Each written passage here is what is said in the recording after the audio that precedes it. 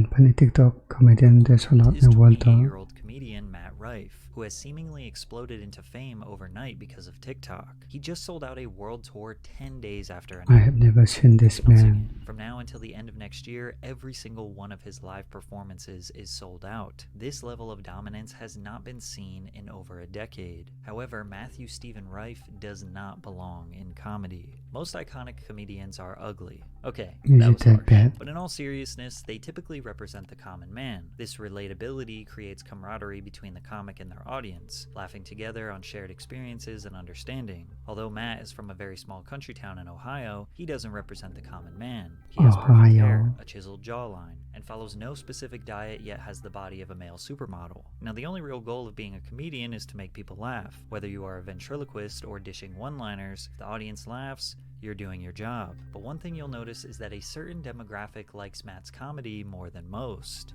women. From the words of legendary comedian Norm Macdonald, women are attracted to funny men. It is often said. This is not true. It only appears this way because women laugh at everything a very handsome man says. So this gives the very handsome men the idea that they are funny. When Matt got his teeth fixed, everything changed. He started noticing that more and more girls were showing up to his performances, swooning over him, sending him risky DMs after the show. We would go to these colleges and I would like walk out on stage the first 20 seconds. It's nothing but like girls like, oh my god, will you marry me? Like just like cheering and stuff like that. Like only girls. He admits that when the crowd has less women, he needs to be funnier to earn the audience's respect. I don't know if you heard this before, but they said that when you stepped on stage, you know, people judge you in the first few seconds. Yeah, what they said? They said they didn't think they were gonna like you. Dude, I get that all the time, right? Often. Because you look like Justin Bieber, yo. Men, in particular, have a hard time enjoying Matt's comedy. You can see a perfect example in this clip of Matt doing crowd work, which is essentially when the comedian interacts directly with the crowd and tries to come up with jokes on the spot. It is the hardest and most unpredictable comic style, but Matt has it mastered. Rife is going back and forth with a young girl in the front row, but notice the guy sitting next to her. He isn't having as much of a good time as her. He worked at the college as well, and he went on to become a pilot in the Air Force. Well, that's kind of cool. Like in the process, you still gotta graduate. He's not even a pilot, so you haven't fucked a pilot. You could see this guy doesn't find Matt as funny as the girl does. His eyes are fixated on the girl. His back is slapped. Maybe he's autistic. And his body is very closed. The girl identified this man as her friend. The poor guy probably realized that he is stuck in the friend zone, and he is jealous that Matt would be able to steal his dream girl at the drop of a hat. So does that make Matt unfunny, or insecure guys just jealous? Matt Rife is not funny and is a comedian for NPCs. Anyone think this Matt Rife guy is terribly unfunny aside from some slightly above average crowd work? I've tried to like him, but I just can't come around to it. I like my comics more disheveled. This very well could be the opinions of envious men, but it really does seem like his comedy is specifically designed for women. And I just feel like younger girls are into too many dumb things, like things that don't even actually exist. Like horoscopes. It doesn't matter who you are, Jesus could come back. Just... What's up, girl? I'm Jesus Christ. And girls would... So his bit is actually showing off the body. They'll be like, yeah, we know. Your birthday's December 25th. You're a Capricorn. My ex is a Capricorn. Won't make that mistake again. Girls also love his sassy mannerisms. Babe, come on. Are you serious? Him? You're worried about him? Friends, this wouldn't be as awkward. I want you guys to know that right now. Y'all making it weird, okay? I'm just trying to get to know a lovely couple. Stand-up comedy is definitely a male-dominated art form. A lot of men prefer a comedian who turns ordinary situations into intensely unrealistic anecdotes, one who tackles taboo subjects, self-deprecates, one who can skillfully immerse you into a story that is entirely fake but paints the picture so well that you can't decipher it from reality. Matt often reinforces the things that you already know about sex, relationships, and delivers it with a flamboyant tone, producing a combination of claps and laughs. Many people call Matt Rife this generation's Dane Cook, since Dane was very popular amongst women due to his looks, which is not an insult considering Dane Cook is the entire reason why Matt is who he is. On October 15th, 2009, 14-year-old Matt saw Dane Cook at the Nationwide Arena. That night, Matt decided he wanted to be a comedian. He crushed school talent shows and became the stereotypical class clown. He did keep his dreams of being a football player in his back pocket though. His college recruitment statement said, "I am a very daft learner with outstanding heart, ambition, and instinct. I progress very fast as well. I personally feel I am college football material, and I cannot see myself doing anything else in my future. God has a plan for me, and I believe that play is to play football for college and then possibly play on Sundays. That Ohio education is very apparent in his letter, and he did not get a scholarship, so he decided to use Twitter to reach out to every single comedian stopping through Columbus, Ohio, hoping to get just 2 minutes of stage time. D.L. Hewley was the first comedian to ever give him a guest spot at the Columbus Funny Bone. Matt had just turned 16 and was 4 months into doing open mics. One other person that gave him a chance early on was Eric Griffin, who became a mentor for Matt. He took him around LA, showed him all the comedy clubs, and got him into circles with pretty big comedians early on. You see, at the time, Matt's gimmick was that he was this Justin Bieber looking boy who was performing for mostly black crowds. He doesn't say this was intentional though. Intentional. I've been asked that a bunch of times, like, how did you find yourself in that kind of like market and audience? And I think it's just because like black comedians are more, they're more apt to sharing the spotlight or whatever. They're totally okay helping you out. I feel like a lot of white comics can be stingy. Eric Griffin described Matt's act early on as so black. So black. Your act was so it was like the blackest act, and then I knew it wasn't gonna go well. You set me up. It's hard to know exactly what Eric meant by this, but Matt has been criticized for wanting to be black for his entire career. This Facebook caption reads, "Just your average black teenager trying to look marketable. You feel me?" Why do you hang out with so many black people then, huh? What do you want to be black? Fucking No, it's just boys to prevent copyright. a little bit.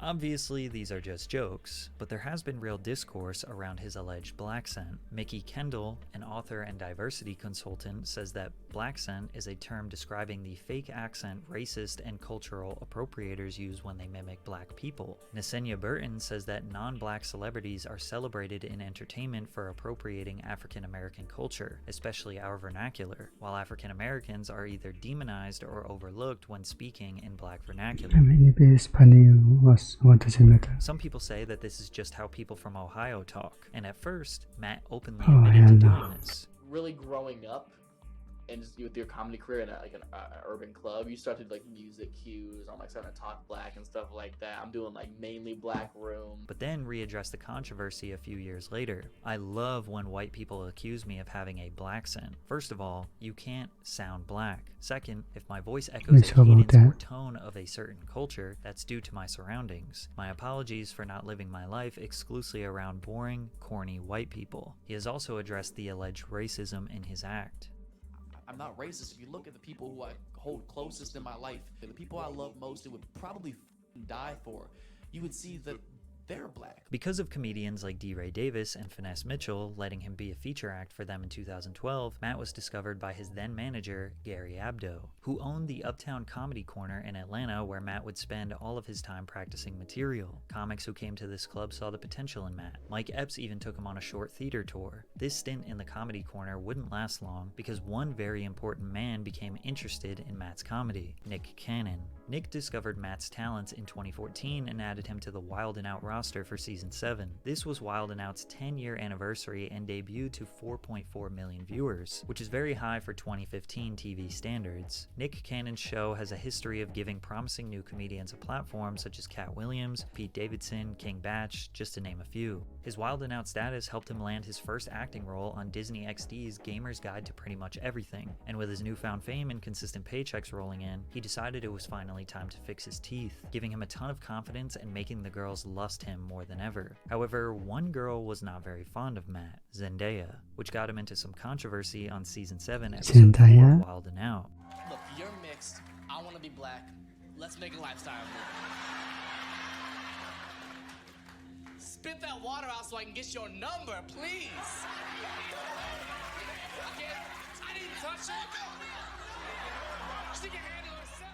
People thought Matt went too far by touching Zendaya's face and immediately checked him. but Zendaya never really said anything about the incident afterwards. As if 2015 couldn't get any better for Matt, he finally got to meet and open for his idol, Dane Cook. Matt became a regular at the Laugh Factory in LA. He was added very consistently to big lineups, becoming a go-to host for acts like Chris D'Elia, Bobby Lee, Andrew Santino, Dane Cook, among others. This is common for comics to have a stretch of their lives just grinding clubs for years. Many people think Matt is just an overnight star, but he was very consistently doing stand-up alongside pros from 2015 until today, nearly a decade. In an unexpected turn of events, Matt was also asked to be the host of MTV's TRL during the 2017 reboot. TRL was a quintessential part of the early 2000s music scene and pop culture. It was one of the most important shows for an artist to go on when promoting a new record. MTV thought this reboot would have a stronghold on culture again. They were wrong, but it was more screen time for Matt and allowed him to make more connections in the industry. It seemed like Matt had everything going right for him. Opportunities kept falling into his lap, but there was still no explosive growth. It's likely because he was on TV at a time when TV was less relevant than ever, but his idol Dane Cook believed he would be a star. In 2019, Dane had Matt as his feature act on his massive Tell It Like It Is tour. So I'm going to the stand-up comedy.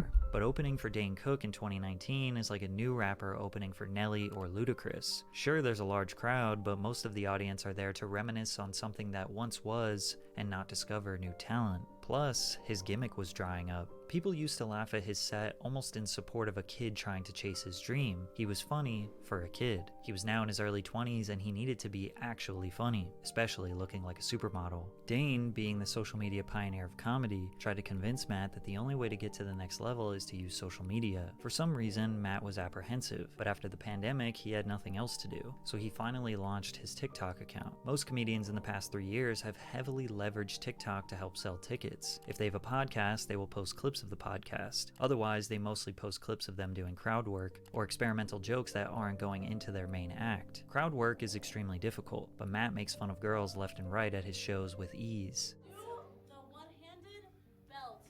Take my belt off? If I do, will you hang yourself with it? I've never been more sure somebody's from Miami in my f***ing life. He would often ask the crowd what their relationship status was, or ask women what are some red flags, aka warning signs they see in a guy. Hold on, you said girl best friend? Have you met her? Yes. And you don't like this bitch? What's that? We're not together anymore, so yeah. Ooh. You guys broke up because of her? There were a lot of reasons. Okay, well then maybe don't put all the weight on her shoulders.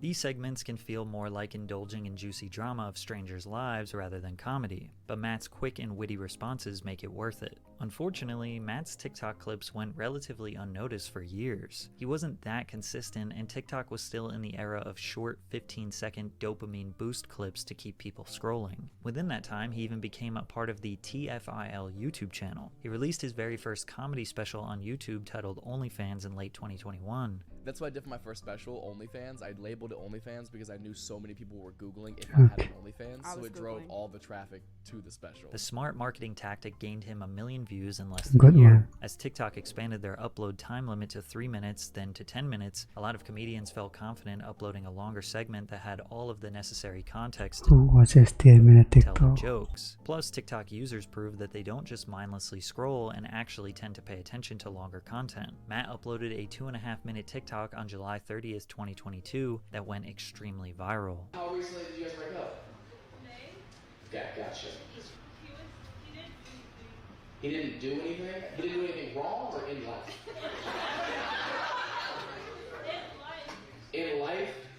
Did he not have a job the entire time you guys were together? He did. He worked in the ER also? You broke up with a hero?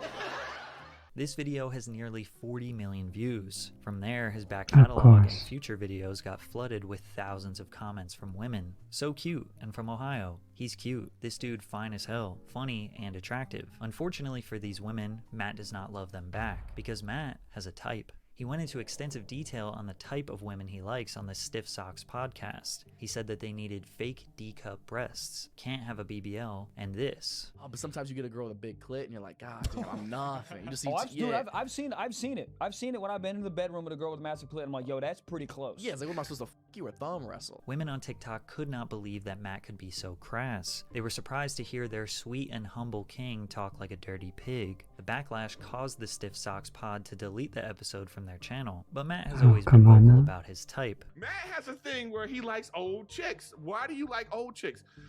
The last 4 you dated are Cougar. always way older than you. And what do I always say? It's not gonna work, but you don't listen. It's different this time. Okay? It's different this time. I like the maturity. I don't like going out to the clubs every night. I don't want somebody who wants to be at the clubs every night. Matt likes older women, and a perfect example of this would be when one woman liked his set so much she tattooed her lip in honor of him. A horny middle-aged mom made him cookies and a shirt that read, "I came to Iowa and all I got was this t-shirt and a BJ." It's like the perfect consistency too. Oh my God. Thank you so much. What's your name? Christina, you are so hot. Thank you so much. Oh my God. How old are you? Say it. Say it.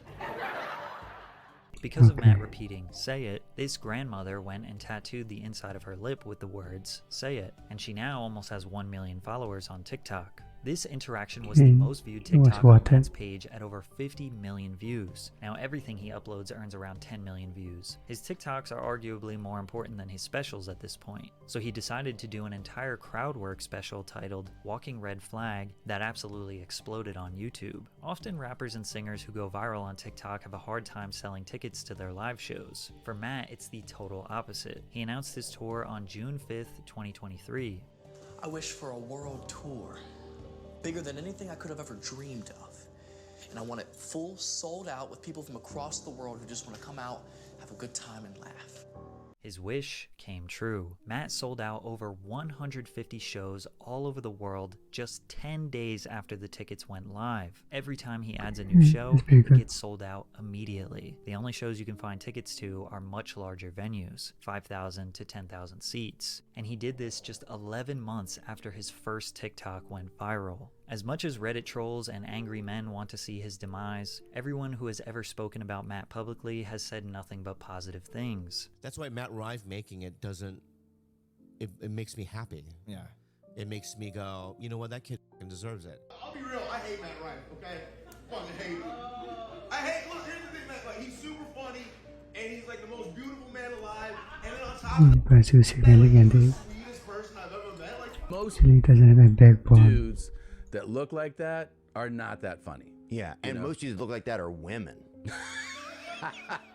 I love Matt. I commend. It's awesome. It's awesome to see anybody doing well. Rife is our boy, kind of. Right, yeah, we're big Matt Rife fans. He's dude. a friend of the show. I think he gets an unfair amount of hate. At the end of the day, if Matt Rife makes you laugh, then he's a good Okay, comedian. guess I would But calling end him it. the Dane Cook of this generation is definitely accurate. But you'll have to watch my video on the most hated comedian of all Good for him, I time guess. to see why.